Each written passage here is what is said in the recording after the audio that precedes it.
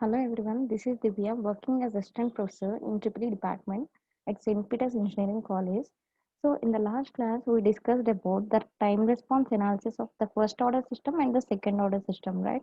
So in this class we want to discuss about the problems which are based on the time response analysis. That means how we can determine the overshoot value, undershoot value, like that. I will explain about the problem. So here we will go with the PPT.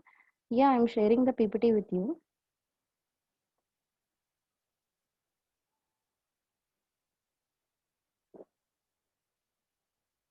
So we already discussed about this time domain specification of second order system in the last class also, right? Directly I'm going with the problem.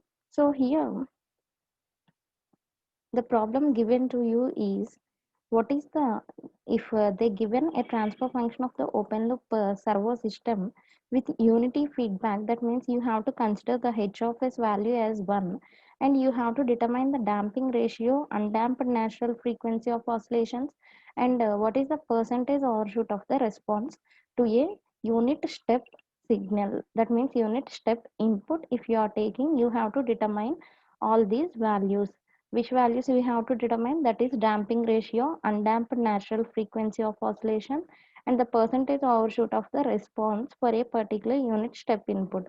So here I am taking the transfer function which is given as g of s is equal to 10 divided by s plus 2 into s plus 5. That is the transfer function given to you, right? So here you have to consider h of s is equal to 1. Why? Because they are providing unity feedback to you. So you have to consider h of s is equal to 1, right? What is the characteristic equation of a control system? That is nothing but 1 plus g of s into h of s is equal to 0. So consider that equation here. So now substitute the values of g of s and h of s in this equation. By substituting those values, what you will obtain here?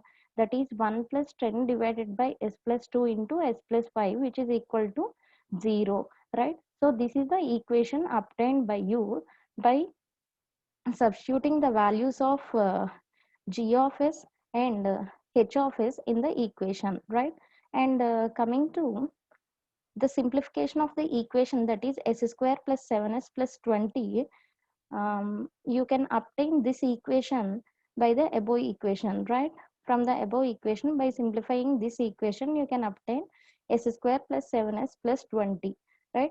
So now what you have to do, you have to compare this equation with the basic equation, that is s square plus 2 zeta omega n into s plus omega n square is equal to 0. So by comparing these two equations, what are the values you are obtaining here? That is 2 zeta omega n is equal to 7. Is it right? Here the s square constants are same, that is 1, and s coefficient is 7 here in the first equation, and coming to the reference equation, that is 2 zeta omega n. So you have to consider 2 zeta omega n is equal to 7, right? And you have to consider omega n square is equal to the constant value which is given to you, that is 20. So omega n is equal to under root of 20. So that you have to write the value of root 20 here, that is 4.472 radian per second, right? By substituting this value in the previous obtained coefficients value, that is you already obtained 2 zeta omega n is equal to 7, right? So by substituting omega n is equal to 4.472 in this equation, you can obtain the value of zeta. Here the value of zeta which you obtained is 0.7826. By doing the calculations, you can obtain the value of zeta here, right? So here, what are the values you obtain? That is omega n, natural frequency, is equal to 4.472 radian per second, and zeta is equal to 0.7826. Zeta is nothing but that is the damping ratio. So in the question they asked to determine about the damping ratio and undamped natural frequency and percentage overshoot, right? So here till now what we determined? We determined the damping ratio, which is nothing but the value of zeta, and undamped natural frequency. Undamped natural frequency is nothing but omega n. What we have to determine later? Later we have to determine the percentage overshoot, right? So to determine the percentage overshoot, first of all, I'm undergoing with the overshoot.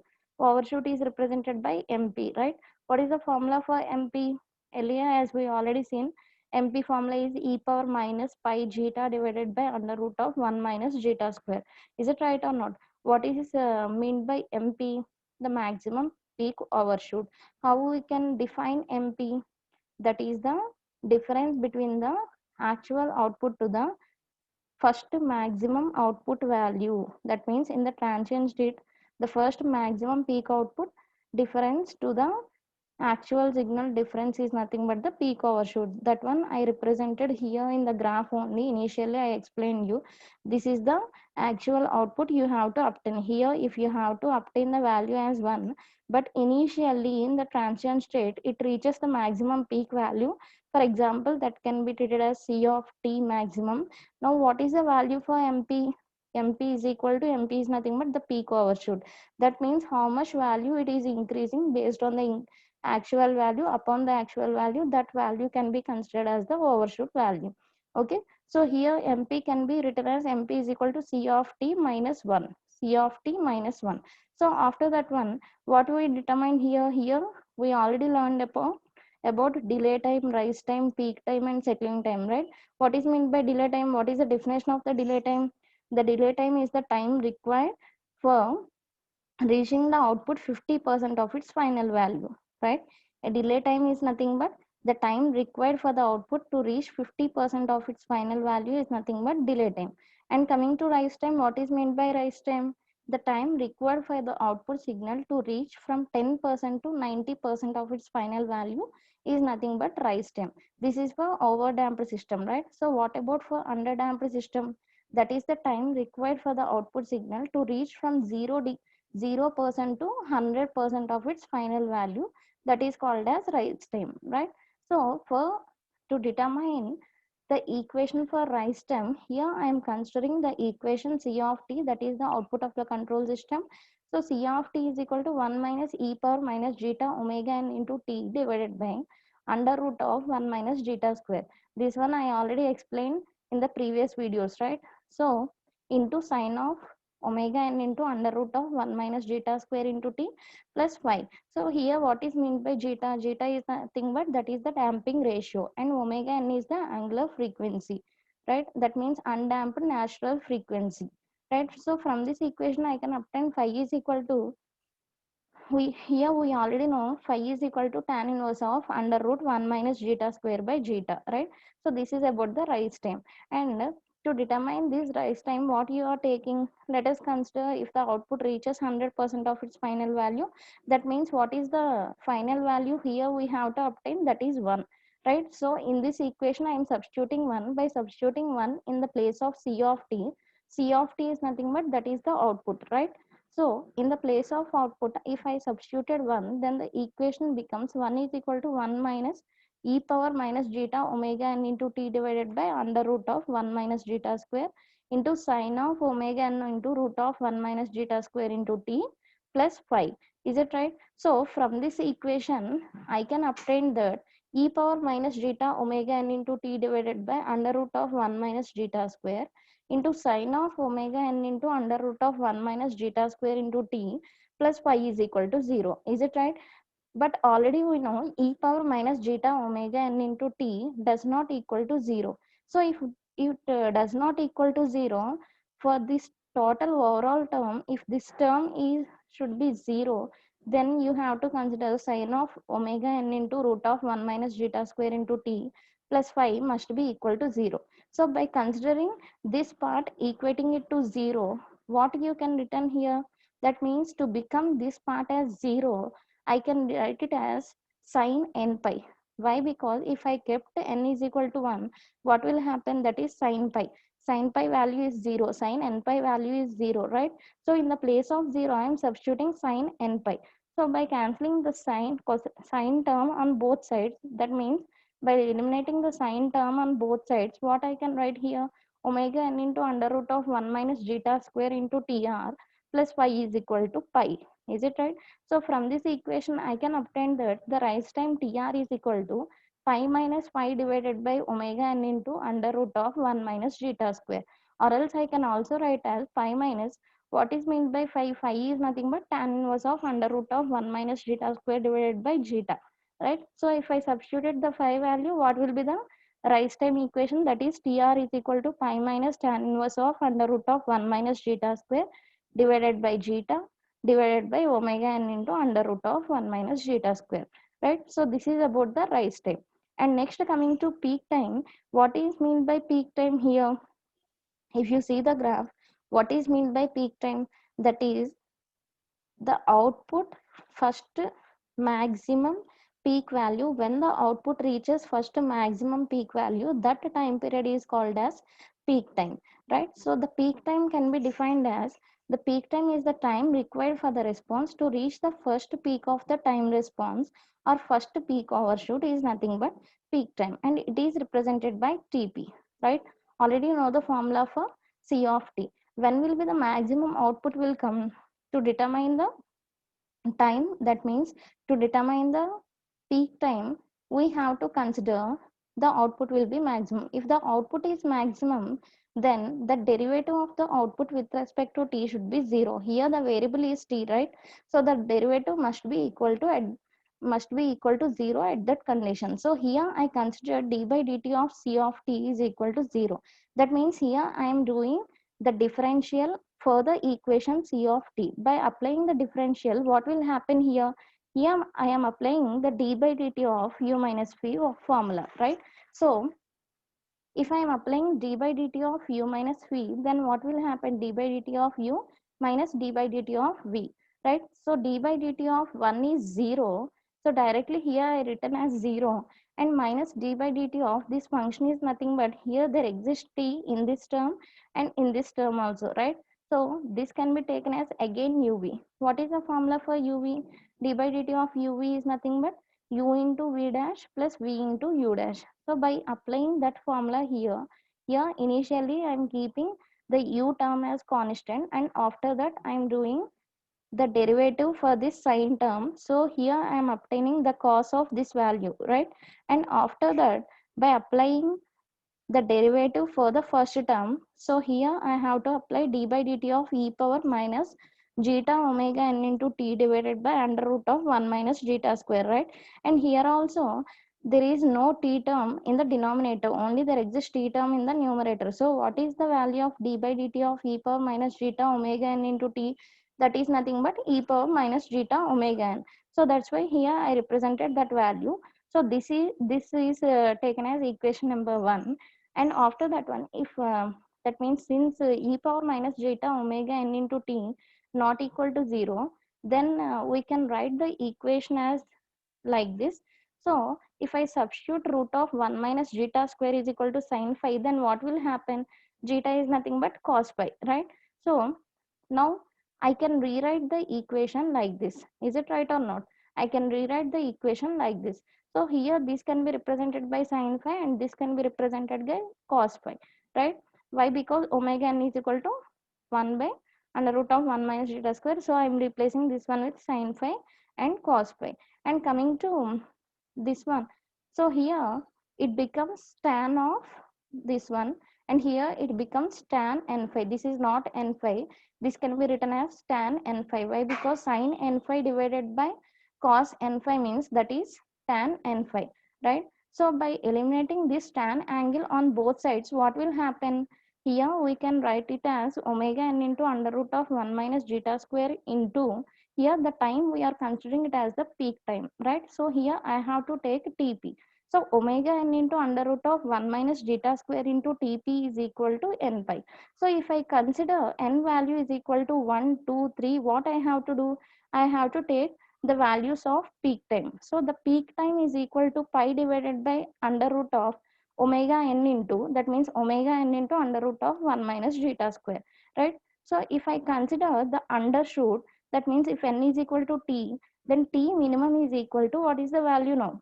That is 2 pi divided by omega n into under root of 1 minus zeta square. So this is about peak time. So what is our next time period? That is maximum overshoot. Now only I explained that. What is meant by maximum overshoot? Maximum overshoot is nothing but the time required to reach the output value for a particular first maximum value. That means if the output is more than the actual output at the first time, the difference between the output and the actual output is called as the maximum overshoot. As I shown here in this graph, you can observe that there exists a difference between the actual output and C of t maximum. So here this difference can be represented by MP. MP is nothing but maximum peak overshoot. So here this maximum peak overshoot can be represented by the equation C of t is equal to 1 minus e power minus zeta omega n into t divided by under root of 1 minus zeta square into sine of omega n into under root of 1 minus zeta square into t plus phi. Right. So here if I kept T is equal to TP. Why? Because at the peak value only we can obtain the maximum overshoot, right? So here I am considering T is equal to TP. So here in this equation, if I substitute T is equal to TP, then what will happen? Here in place of e power minus zeta omega n into T also, in the exponential form also, I have to substitute the value of TP in place of T. So by substituting that one, here what will happen?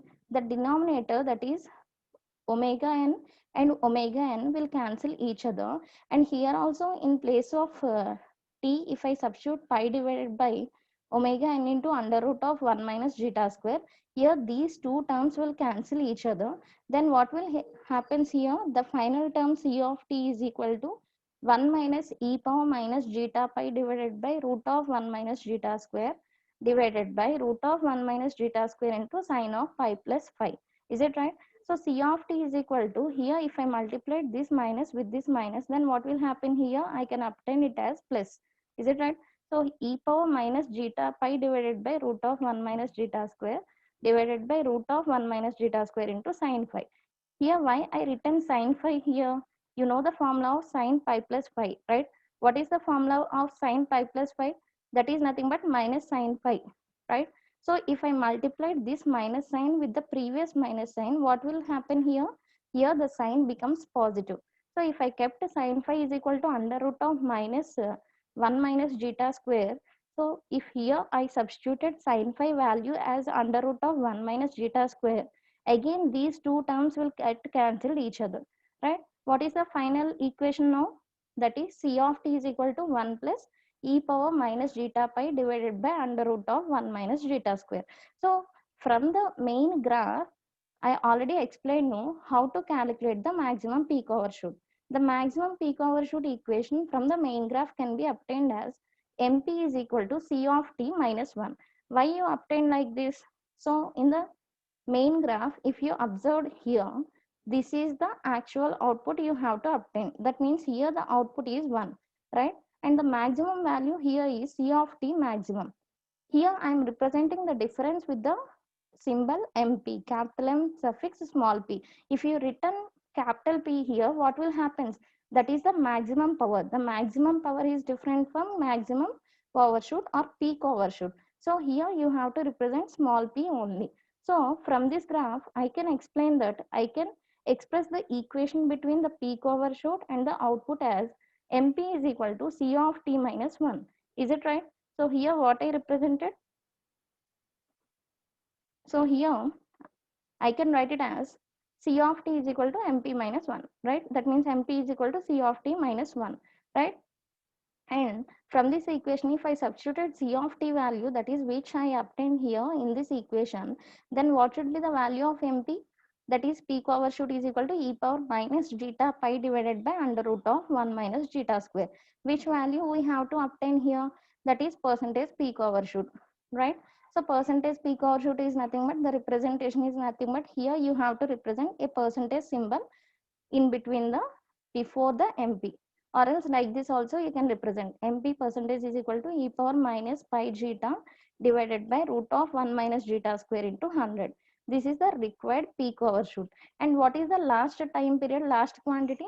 That is settling time, right? So for the settling time, what you have to do? Settling time is nothing but the maximum time period or else the total time period which is taken by a system to obtain a steady state response. Is it understandable? So to obtain a steady state response, what is the maximum time period a system is taking? That time period is called as settling time. For example, if here you considered this waveform is the output of a control system, this is nothing but this is a second order system, right? If This is the output of a control system. After TS only, the value is becoming constant. And again, there exists a 2% error. I will explain what is meant by error here. So here, how we can define the settling time? The time required for the transient response to reach and stay within the prescribed percentage error. So that is nothing but settling time, and it is represented by TS. Up to now, how many times we discussed? That is delay time, rise time, peak overshoot, and settling time, right? And coming to the next, the settling time can be defined as the 4 into time period. That means 4 divided by zeta into omega n. So here this t indicates the time constant. That means the time consumed in the exponential decay up to 98% of the input. The settling time for a second order system is approximately 4 times of the time constant.